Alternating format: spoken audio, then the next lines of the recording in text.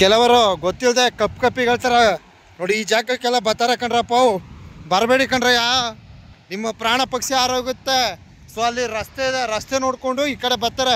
ಏನೋ ಇದೆ ಅಂದ್ಕೊಂಡು. ಸೊ ಇಲ್ಲೇನೂ ಇಲ್ಲ, ಇಲ್ಲಿ ಬಂದರೆ ನಿಮ್ಮ ಪ್ರಾಣ ಹೋಗುತ್ತೆ ಅಷ್ಟೇ. ಯಾಕೆ ಇಷ್ಟು ಓಪನ್ ಅಪ್ ಸ್ಟೇಟ್ಮೆಂಟ್ ಕೊಡ್ತಾಯಿದ್ದೀನಿ ಅಂದರೆ, ನಾವು ಕಣ್ಣಾರ ನೋಡಿರೋದು, ಕಿವಿಯಾರ ಕೇಳಿರೋದು, ಡೈರೆಕ್ಟಾಗಿ ಎಲ್ಲ ಅವಘಡಗಳನ್ನು ನೋಡಿ ತಿಳ್ಕೊಂಡಿರೋದ್ರಿಂದ ನಾನು ಈ ರೀತಿ ಡೈರೆಕ್ಟ್ ಸ್ಟೇಟ್ಮೆಂಟ್ ಕೊಡ್ತಾಯಿದ್ದೀನಿ. ಇಲ್ಲೇನೂ ಇಲ್ಲ, ನಿಮ್ಮ ಜೀವ ಆರೋಗುತ್ತೆ ಅಷ್ಟೇ. ಅರ್ಥ ಆಯ್ತಾ?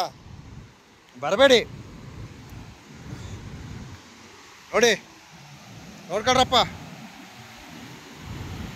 ನೋಡ್ಕೊಳ್ಳಿ. ಪಪ್ಪ ಈ ಕಡೆ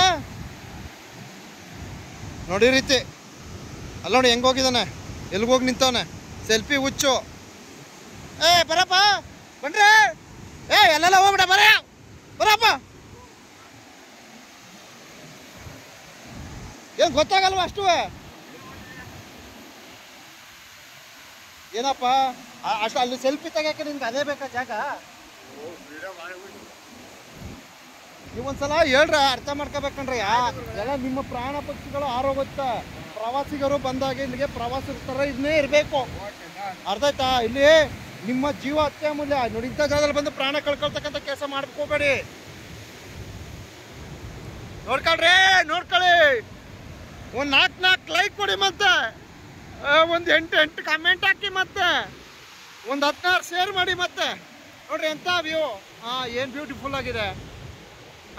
ನೋಡಿ, ಪ್ರವಾಸಿಗರು ಗೊತ್ತಿಲ್ಲದಂತೆ ಸೆಲ್ಫಿ ಹುಚ್ಚು ಅಲ್ಲಿಗೆಲ್ಲ ಹೋಗೋದು ಆ ರೀತಿ ಎಲ್ಲ ಮಾಡ್ತಾರೆ.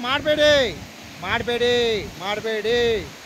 1000 ಸಲ ಹೇಳ್ತಿದ್ದೀನಿ, ನೀರಿನ ಒಳಭಾಗಕ್ಕೆ ಭೇಟಿ ನೀಡಬೇಡಿ.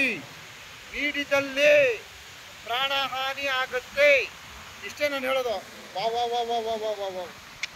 ಅಪ್ಪ, ಅದಕ್ಕೆ 10 ಇವತ್ತು ಹೇಳೋದು. ನೋಡಿ ಹೆಂಗೆ ಬರ್ತೈತೆ ನೀರು. Wow, what a nice, very nice. ಇದುವೇ ಕೊಡಗಿನ ಕಾವೇರಿ. ಕೊಡಗಲ್ಲಿ ನೀರು ಉಗಮಗೊಂಡು ಈ ರೀತಿ ಇಷ್ಟು ಪ್ರಮಾಣದ ನೀರು ಹಾದು ಬರ್ತದೆ ಬಂಧುಗಳೇ. ಕಾವೇರಮ್ಮನಿಗೆ ಒಂದ್ಸಲ ಹೃದಯಪೂರ್ವಕವಾದಂಥ ವಂದನೆಗಳು. ನೋಡಿ ತಾಯಿ, ಕಾವೇರಿ ತಾಯಿ